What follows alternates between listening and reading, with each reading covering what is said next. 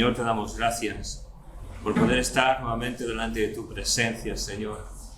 Y ahora, Señor, queremos que al meditar en tu palabra, Señor, seas tú el que hables a nuestras vidas, Señor. Seas tú el que hables a nuestra mente, a nuestro corazón, Señor. Que nos ayudes, Señor, a entenderla y a ser hacedores de ella, Señor. Y te pedimos que seas tú el que hables, Señor. Que no sea el hombre, ideas, conceptos, Señor, sino que seas tú que hables a nuestras vidas, Señor. También queremos presentar a nuestros enfermos de ambas iglesias delante de tu presencia, Padre, para que tu mano de sanidad y de misericordia caiga sobre cada uno de ellos, Padre. Gracias te damos en tu nombre, Jesús. Amén. Amén. La verdad es que la meditación en la cual nos vamos a basar en esta mañana se encuentra dentro de todo un contexto que trata tres historias increíbles. Una de ellas es la oveja perdida, otra el drama perdido y otra es la historia de dos hijos. Tres historias con un final feliz. Tres historias en las que se pierde algo y se vuelve a recuperar. Y habría muchas cosas que destacar de la última de las historias de las cuales he mencionado, la historia de dos hijos. Y para ello me gustaría que fuéramos al libro de Lucas, al capítulo 15, y vamos a leer los versículos que hay entre el 11 y el 32. Es un pasaje muy conocido por todos nosotros, por los que creemos en Dios, por los hijos de Dios y por los que no creen en hijos de Dios. Hay pinturas muy famosas de artistas de renombre que se han hecho de este relato que vamos a leer a continuación. Lucas, capítulo 15, versículos del 11 al 32. Dice así: Jesús también dijo: un hombre tenía dos hijos, y el menor de ellos dijo a su padre: Padre, dame la parte de los bienes que me corresponde, y les repartió los bienes. No muchos días después, juntándolo todo, el hijo menor se fue lejos a una provincia apartada, y allí desperdició sus bienes, viviendo perdidamente. Y cuando todo lo hubo malgastado, vino una gran hambre en aquella provincia y comenzó a faltarle.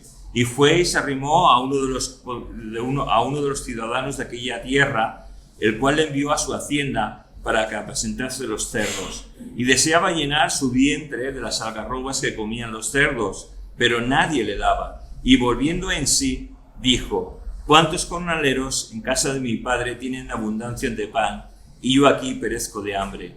Me levantaré e iré a mi padre y le diré: Padre, he pecado contra el cielo y contra ti, ya no soy digno de ser llamado tu hijo, hazme como a uno de tus jornaleros. Y levantándose vino a su padre, y cuando aún estaba lejos, lo vio su padre y fue movido a misericordia. Y corrió y se echó sobre su cuello y le besó. Y el hijo le dijo: Padre, he pecado contra el cielo y contra ti, y ya no soy digno de ser llamado tu hijo. Pero el padre dijo a sus siervos: Sacad el mejor vestido y vestirle, y poned un anillo en su mano, y calzado en sus pies, y traed el becerro gordo, y matarlo, y comamos y hagamos fiesta, porque mi hijo muerto era, y ha revivido, se había perdido y es hallado. Y comenzaron a regocijarse. Y su hijo mayor estaba en el campo, y cuando vino y llegó cerca de la casa, oyó la música y las danzas. Y llamando a uno de los criados, le preguntó qué era aquello. Él le dijo: tu hermana ha venido, y tu padre ha hecho matar al becerro gordo, por haber recibido bueno y sano. Entonces se enojó y no quería entrar. Salió por tanto su padre y le rogaba que entrase, mas él respondiendo dijo al padre: he aquí tantos años te sirvo, no habiéndote desobedecido jamás, y nunca me has dado ni un cabrito para gozarme con mis amigos. Pero cuando vino tu hijo, que ha consumido tus bienes con rameras, has hecho matar para él el becerro gordo.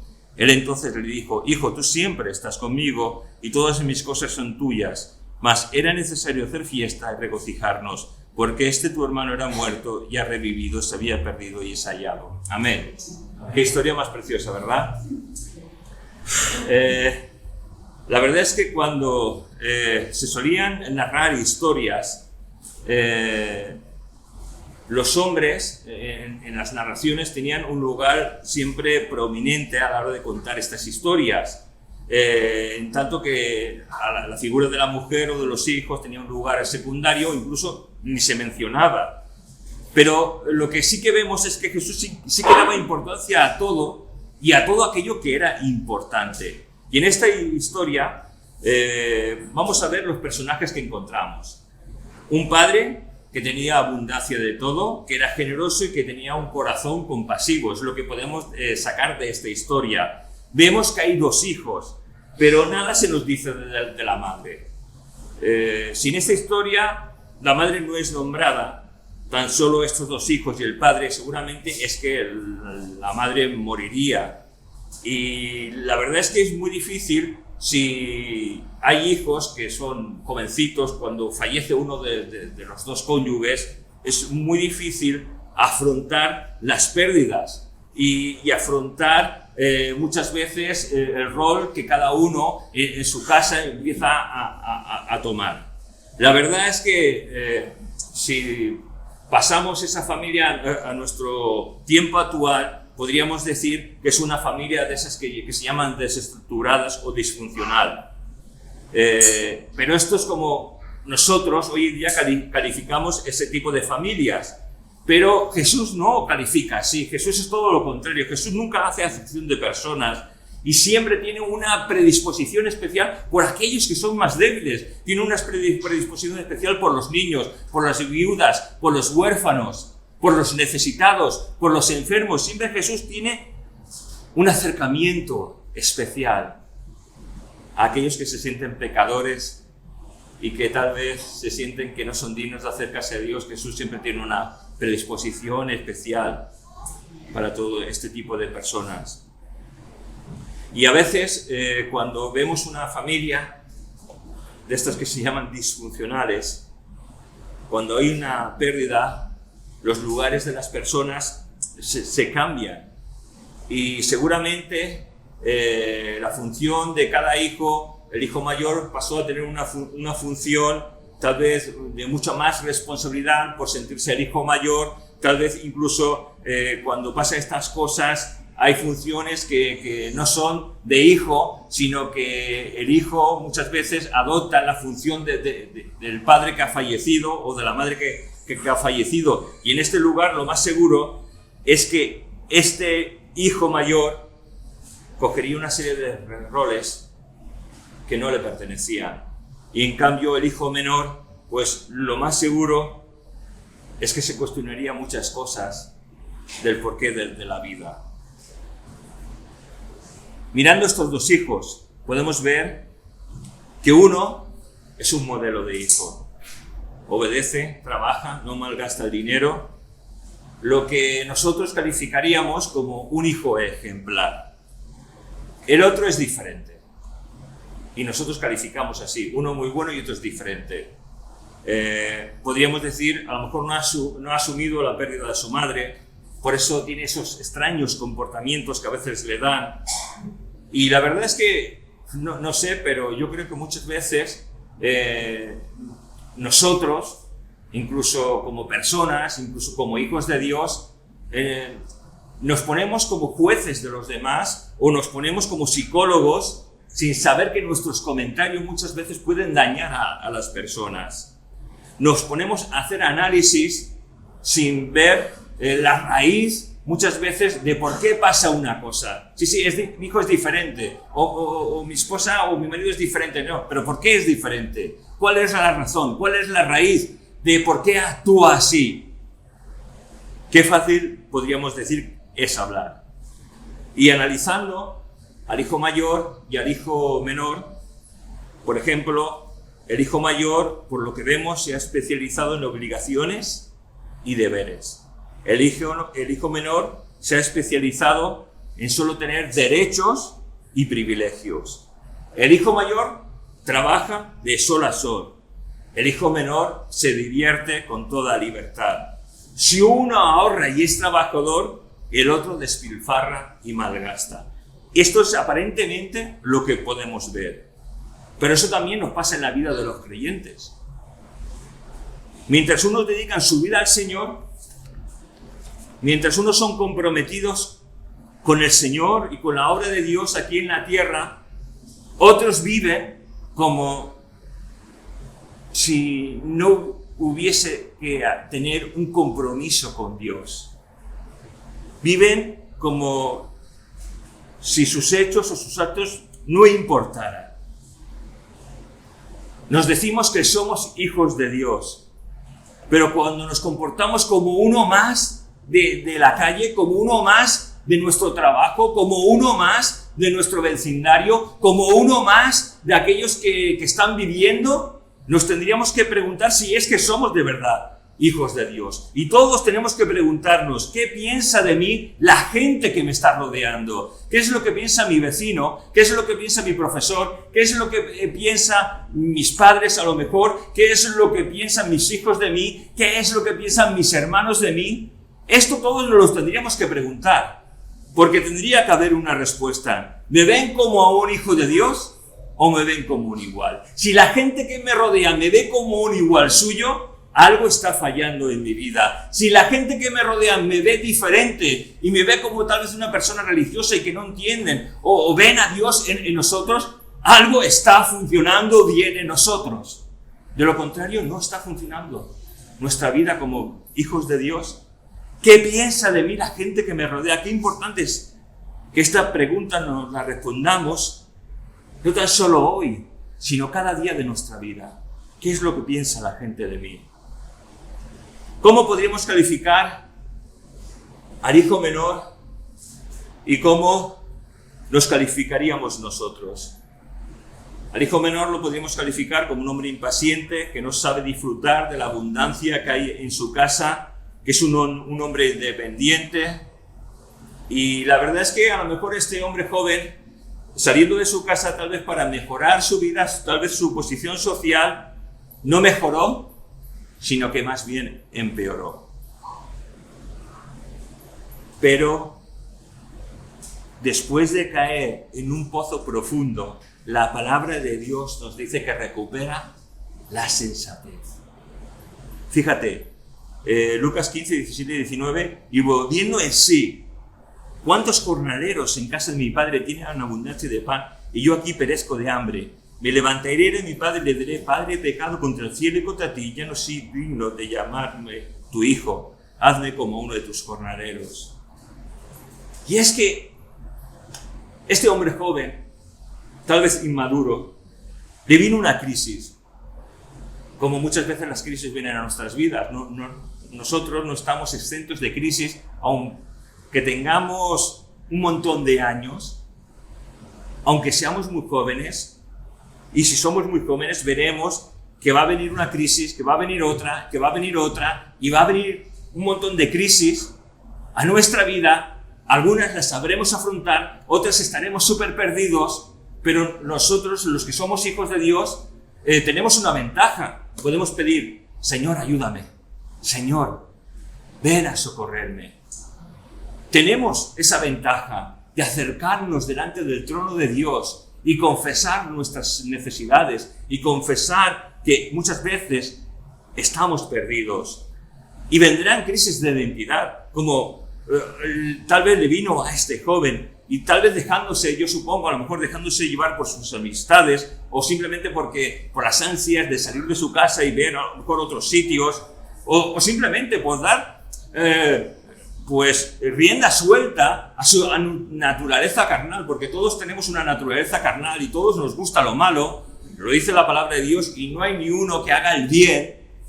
Pero la gracia de Dios vino a nosotros y nos hizo saber lo que es correcto de lo incorrecto. Y el Hijo de Dios intenta de ir por el camino de santidad, es decir, por un camino apartado, haciendo lo correcto siempre delante de Dios. Por eso somos hijos de Dios, pero las crisis van a venir. Y podemos afrontarlas teniendo éxito, es decir, necesitando la ayuda de Dios, confiando en Dios y aceptando su dirección. Muchas veces van a ser crisis que vengan a nuestras vidas que vamos a tener que solucionar, pues crisis normales de la vida. A lo mejor no van a ser crisis espirituales, o sí o no, Algunas las podemos afrontar pues con la inteligencia que Dios nos ha dado y otras solamente las podremos afrontar con las ayudas de Dios. Pero tanto aún con nuestra inteligencia tenemos que pedir a Dios que nos dé esa sabiduría no terrenal, sino esa sabiduría espiritual para saber tratar esas crisis que puedan venir a nuestras vidas. Pero lo que me encanta de la crisis que tuvo este joven es que esta crisis no lo encasilló, no lo hundió, ni lo inutilizó, como nos pasa algunas veces a nosotros, sino que le llevó a una experiencia mayor, a un entendimiento mayor. Si las crisis nos llevan a algo mayor, si las crisis nos llevan a darnos cuenta de lo pequeño que somos y de lo grande que es Dios y de lo que lo necesitamos, vamos a crecer. De mientras que no sepamos que todo lo que nos acontece es para nuestro bien, que todo lo que nos acontece es para forjar nuestro carácter, que todo lo que nos acontece es para acercarnos muchas veces más a Dios, si no entendemos esto, vamos a caer más de una vez en el mismo tipo de crisis, tal vez existencial. Pero ¿sabes una cosa? Nosotros como hijos de Dios estamos llamados a avanzar hacia adelante, a confiar en el Señor y a cogernos de su mano y ir avanzando. Y fíjate, este joven no se quedó, como decir, cao, no se quedó tocado por esa crisis que le golpeó, sino que volvió en sí. Que el Espíritu Santo nos haga volver en sí muchas veces de nuestra situación para poder enderezar nuestras vidas como se enderezó la vida de este joven. ¿Cómo sabemos si tenemos algunas veces crisis espirituales? Bueno, a veces las crisis vienen de repente a nuestra vida y nos damos cuenta, porque vienen como si nos fueran a dar un puñetazo. Pero a veces las crisis son muy sutiles. Y la sutileza de ellas nos embaucan y nos hablan. Hoy no hace falta que vengas a los cultos. Estás cansado, descansa, quédate en casa. Vete a la playa o a la montaña, tienes hijos, sácalos que están blancos. Otras veces empezamos a dejar las actividades que hay en las iglesias. Y nos empezamos a alejar de Dios. Aunque no de la casa del Padre. A lo mejor podemos venir como el hijo mayor, porque el hijo mayor estaba en la casa del Padre, pero él también tenía una crisis existencial, una crisis más profunda todavía que el hijo menor, que su hermano menor. Y estando en la casa de su padre, él no se estaba dando cuenta de que tenía una crisis que estaba afectando a su vida y afectando a la relación que tenía entre el Padre y él. Y eso muchas veces nos pasa. Nuestras relaciones muchas veces se enturbian. No deseamos venir a la iglesia, no deseamos leer la palabra de Dios, no deseamos acercarnos a Dios para orar. Es que me cuesta tanto, es que vengo tan cansado. Qué triste es la vida de un creyente así. Qué triste es la vida de un creyente que no se acerca a Dios. Qué triste es la vida de un creyente que no se entrega a Dios. Qué triste es la vida de un creyente que empieza a dejar cosas para coger otras cosas que intenten satisfacer su alma. Porque nuestra alma solo puede estar saciada por las cosas de Dios. Cuando dejamos de mirar de vista a Dios, cuando nos miramos a nosotros mismos y pensamos que somos el ejemplo el centro del mundo, cuando pensamos que necesitamos cosas y no acercarnos a Dios, estamos perdidos. Porque tenemos que acercarnos a Dios todos los días de nuestra vida. Y este hijo mayor estaba experimentando una crisis igual o peor que la del hijo menor. ¿Qué es lo que tienen que hacer los hijos mayores? Proteger, cuidar, mimar, ayudar a los hermanos menores. Y la verdad es que en la palabra de Dios los hijos mayores no quedan muy bien retratados. Mirad, de muchos que he encontrado, a excepción de un hijo mayor, que este fue perfecto en todo su caminar, este es Jesucristo, todos los demás no han dado muy buen ejemplo. Fíjate lo que nos dice la lectura de hoy. Y el hijo mayor estaba en el campo, y cuando vino y llegó cerca de la casa, oyó la música y las danzas, y llamando a uno de los criados le preguntó qué era aquello. Él le dijo: tu hermano ha venido, y tu padre ha hecho matar el becerro gordo, y por haber recibido bueno y sano, entonces se enojó y no quería entrar. Salió por tanto su padre y le rogaba que entrase, mas él respondiendo dijo al padre: aquí tantos años te sirvo, y no habiéndote desobedido jamás, nunca me has dado ni un cabrito para gozarme con mis amigos. Pero cuando vino este tu hijo, que ha consumido tus bienes con rameras, has hecho matar para él el becerro gordo. Él entonces dijo: hijo, tú siempre estás conmigo y todas mis cosas son tuyas. Mas era necesario hacer fiesta y regocijarnos, porque este tu hermano era muerto y ha revivido, se había perdido y es hallado. Muchas veces, en nuestras crisis, en las cuales ni sabemos que las tenemos, porque ignoramos que muchas veces podemos tener una crisis existencial, emocional, como este hijo mayor tenía, cuando la crisis sale de verdad, cuando sale el problema, la raíz que tiene este hermano mayor, pone a descubierto lo que hay dentro de su corazón. Y mirando este cuadro, a simple vista, vemos que el hijo mayor es un ejemplo y que el hijo menor, podríamos decir que es un sinvergüenza, por esta narración que hemos leído. Pero el hijo mayor estaba tan distanciado del padre como el hijo menor. Tenía una relación distante. Parecía que su relación era perfecta, de padre a hijo, de un hijo amoroso, servicial, atento, pero al igual que su hermano mayor, tenía una relación distante. ¿Cómo es nuestra relación con Dios? Venimos el domingo al culto y parecemos todos santos, buenas personas, buenos creyentes, pero ¿cómo es nuestra relación con Dios? ¿Es distante o es cercana? ¿Hablamos con nuestro Padre Celestial o simplemente no nos importa? Venimos el domingo y ya hemos cumplido para toda la semana. ¿Ya hemos cumplido el domingo? Si pensamos eso, estamos fallando. Porque es importante venir el domingo, el día del Señor, porque así la palabra nos lo dice. Pero es más importante la comunión con Dios personal que tenemos que tener cada uno en nuestros hogares, en nuestro interior, nuestra relación íntima con Dios. Aprender de lo que la palabra de Dios nos dice, aunque no la entendamos, leerla una y otra vez para que esa palabra se impregne de ella nuestro corazón y todo nuestro ser. Qué importante es tener relación y no indiferencia y no distancia. Nos dice que estaba en el campo cuando regresó su hermano menor.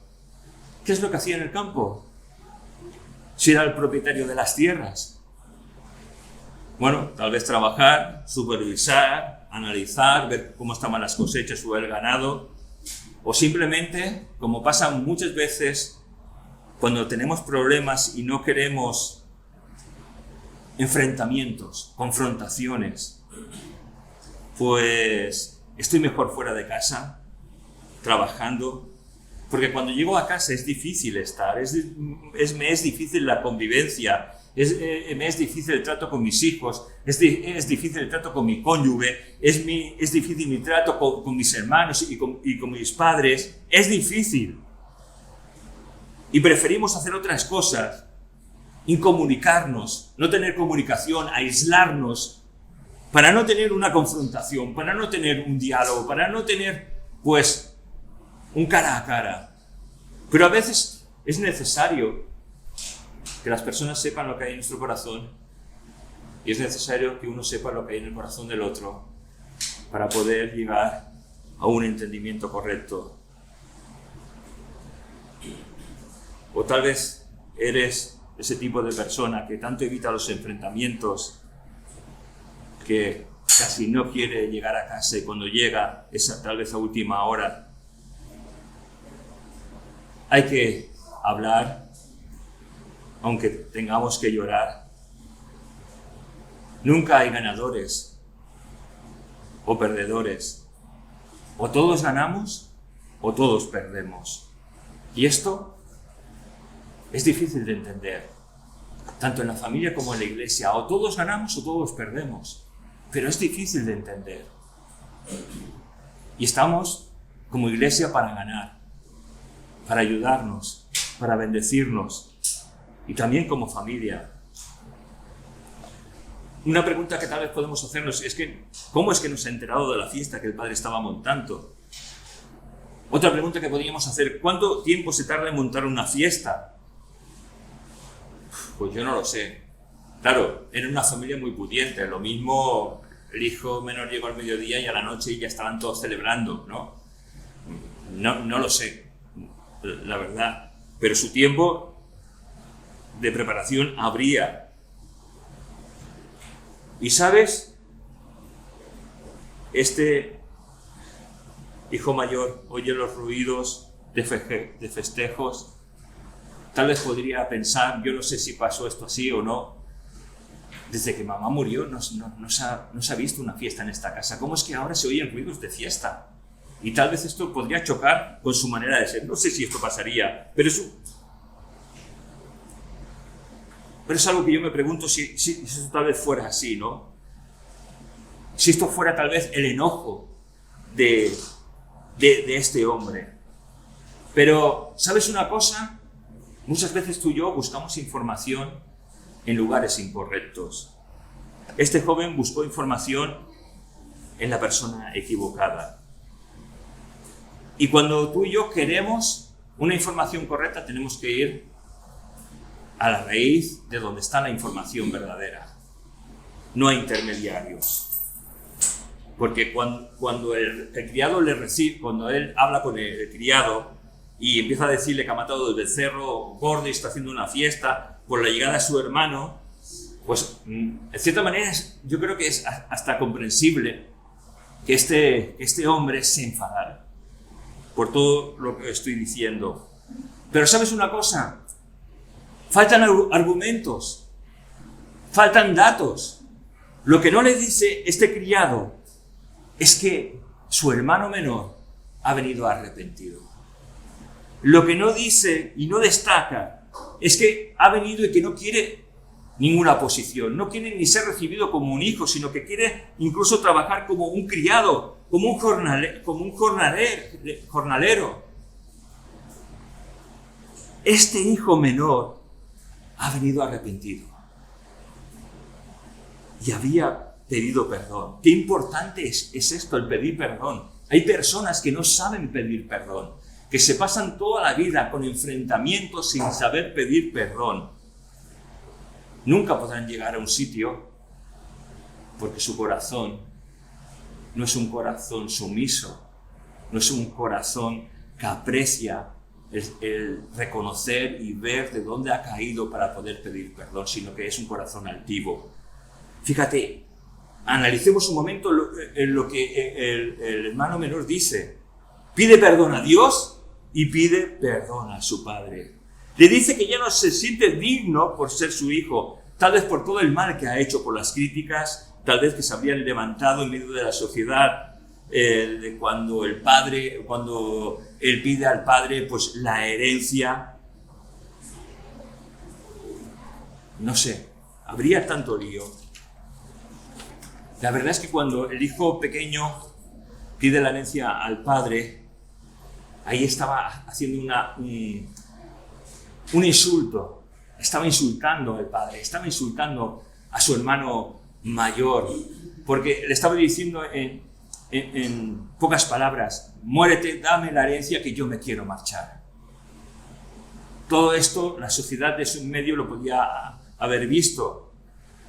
La reacción típica, según la ley, es que este hijo menor lo hubiesen apedreado por tener esa falta de respeto hacia el padre. Pero el padre no reacciona así. Reacciona con amor, reacciona con misericordia. Y la verdad es que ante todo esto sigo mirando lo que podría pensar el hijo mayor. Han matado el becerro gordo, a ese becerro que se suele matar para ocasiones especiales, para una boda, tal vez para una celebración de hijos, para un acontecimiento importante, para una gran cosecha, para una gran cría de ganado. Y la verdad es que a lo mejor se siente decepcionado. Todos están alegres por la vuelta del hijo menor. El padre está alegre, los criados están alegres, pero el hermano mayor no está alegre. El hermano mayor no quiere entrar en la fiesta, aunque el padre se lo pide, aunque el padre le insiste. Por favor, entra, alégrate con nosotros. Ha venido tu hijo, tu hermano, que estaba muerto y es hallado. Entre y alégrate con nosotros. ¿Qué nos enseña esto? Pues que el hijo mayor no es tan bueno como parecía. El hijo mayor se cree un hijo obediente, pero está desobedeciendo ahora mismo a su padre, que le invitaba a entrar a la fiesta. Si tanto amaba a su padre como él decía, porque ahora no le está haciendo caso, porque ahora se está rebelando contra él.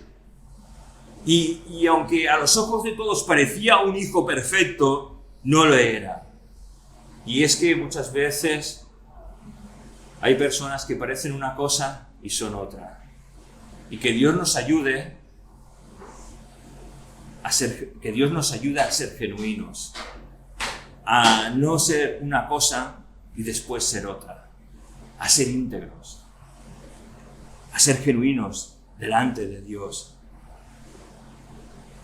El padre le ruega que entrara, pero el hijo reprocha, le echa en cara que no había matado ni un cabrito para él. ¿Sabes? En este enfrentamiento se está viendo el corazón de este hijo. El hijo le dice: he trabajado como un esclavo para ti y no me has dado nada. Se está viendo lo que hay dentro de lo más íntimo de su corazón. Vive con el Padre, está en la casa del Padre, pero no tiene relación con el Padre. ¿Nos pasa esto a nosotros? Vivimos con el Padre, estamos en la casa del Padre, pero ¿tenemos relación con el Padre? Nos tendría que hacer pensar, ¿tenemos relación con el Padre? Porque esto es muy importante. La verdad es que esto es un indicativo de la crisis espiritual o emocional, o digamos como queramos decir, que tiene dentro. No tiene comunicación, está lejos de su Padre. ¿Tenemos comunicación con Dios nuevamente? ¿Tenemos comunicación con Dios? Y la verdad es que muchas veces la comunicación con Dios se interrumpe. Y esto no suele pasar de la noche a la mañana. No es que un día empezamos a dejar algunas cosas, algunos buenos hábitos que tenemos, como la lectura de la palabra, como orar en la presencia del Señor, como asistir los domingos, como venir tal vez entre semana, y no nos damos cuenta y nos vamos alejando de las cosas que nos hacen bien a nosotros, porque el tener comunión con Dios, el leer la palabra de Dios, nos hace bien a todos nosotros. Y si empezamos a dejar esto, nos vamos alejando de Dios, nos viene la apatía y empieza a llenar nuestro corazón. La verdad es que empezamos a poner excusas para no venir a la iglesia. El orar no nos dice nada, el leer la palabra nos cuesta horriblemente, la predicación por un oído me entra, por otro me sale, las alabanzas no me elevan delante del trono de Dios. Nos llenamos de excusas para no ir a la iglesia un domingo, y entre semana ya no te digo.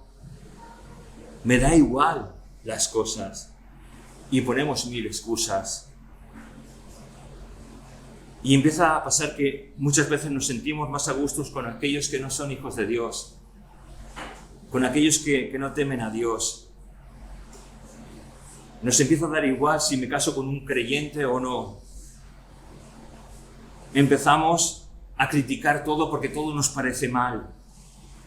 El pesimismo empieza a dominar nuestras vidas. Vemos lo malo en los demás, pero no vemos lo malo en nosotros, no vemos nuestros defectos. Empezamos a tener rencor y amargura en nuestra vida. Y la verdad es que nos sentimos esclavos, pudiendo vivir como hijos de un rey, porque somos hijos del rey. Olvidamos que Jesús nos ha comprado a un precio muy alto, que no se puede pagar. Ni aunque viviéramos 1000 años, tú y yo, pudiéramos pagar lo que Jesús ha hecho en la cruz por cada uno de nosotros. Yo creo que como este hijo mayor tenía distorsionada la realidad, muchas veces nosotros podemos tener distorsionada nuestra realidad y tenemos que despertar. Tenemos que saber dónde estamos. No nos podemos autoengañar a nosotros mismos. Mira, esto en psicología se llama una distorsión cognitiva. Cuando empiezas a creer cosas de ti mismo que son mentiras. Y la verdad la tiras o la dejas a un lado. La verdad es que este hermano mayor rechaza a su hermano. Lo trata como un miserable. Lo aparta de su vida. Y cuando eso tal vez nos pueda pasar, porque podemos tener algún enfrentamiento con alguien, tenemos que dejar obrar al Espíritu Santo en nuestras vidas. Tenemos que pedirle auxilio. En esta confrontación de padre e hijo, el hijo mayor dice: vino tu hijo, que ha gastado tu fortuna con rameras. Tiene un lenguaje despectivo, lleno de rencor, señalando los errores de su hermano. Fíjate, incluso la palabra no nos dice que se ha ido con prostitutas. Tal vez este hijo mayor agrandaba y distorsionaba lo que era una realidad o lo que era una mentira para atacar a su hermano menor. No se está dando cuenta, pero lo está criticando, lo está maltratando y se está erigiendo como un juez, en el cual ya mismo tenía una sentencia sobre su hermano y sobre su padre. Son culpables. Culpable por aceptarlo, culpable por venir a casa. Pero también podemos preguntarnos, el hermano mayor se tendría que haber preguntado: ¿dónde estabas cuando tu hermano menor se quiso ir de casa? ¿Dónde estabas? No hizo lo correcto. No fue a hablar con él, no fue a insistir para que no se fuera, no le dijo que se quedara, que trabajara en la zona de trabajo donde quisiera, en la que se sintiera cómodo. Caray, no se portó como un hermano mayor. Y esto, si tú eres un hermano mayor, es un toque de atención.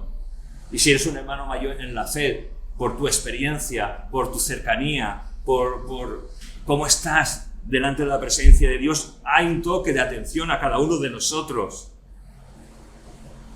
de que tenemos que cuidar a nuestros hermanos más pequeños, a nuestros hermanos menores. Este hermano mayor no quiso tener unida a la familia, no quiso hablar con el hijo menor, con su hermano menor, para que se quedara en casa.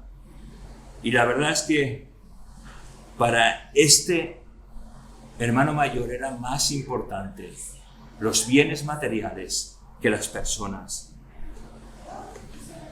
Critica las debilidades, distorsiona la verdad, agranda el pecado, no tiene misericordia, no tiene cariño, no tiene afecto, es una persona egocéntrica. ¿Cuántos hermanos mayores en la palabra de Dios se han portado mal? El primero, Caín, que mató a Abel. Está el caso de Saúl y Jacob, el mismo caso. Los hermanos de José, los hermanos de David. Es un toque de atención hacia los que podemos ser hermanos mayores, de cuidar. No se daban cuenta que ambos estaban perdidos y que ambos tenían que volver a la casa del Padre. La verdad es que entre estos dos hermanos, uno reconoce dónde ha caído y otro creo que es incapaz de reconocer dónde ha caído. ¿Sabes una cosa? Necesitamos acercarnos a Dios para no ser un hermano mayor que solamente sabe juzgar y señalar. Que Dios nos ayude a tener ese amor que el Padre tenía, esa aceptación de aceptar aún a aquellos que se han equivocado. Que Dios nos ayude, porque eso demostrará el amor que de verdad hay en nosotros, el fruto del Espíritu Santo, como se está hablando los viernes a través de Jean Paul y demás. Que ese fruto del Espíritu Santo sea una realidad de nosotros. Vamos a acabar con una oración.